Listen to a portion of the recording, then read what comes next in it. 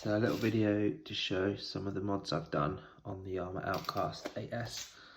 I've solved some of the problems. So first problem was these arms pushing into the sockets, and solved that with a little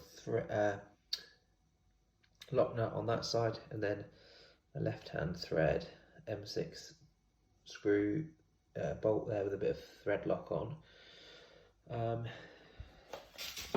These are okay.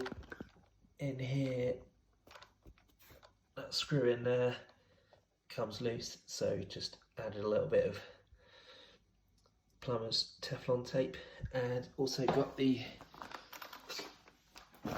Louise X-Rocket tyres and wheels on. Now these don't fit as stock, but if you drill out a hole, an 18mm hole there, they fit perfect, because on the back they've got a 24mm hex. All good.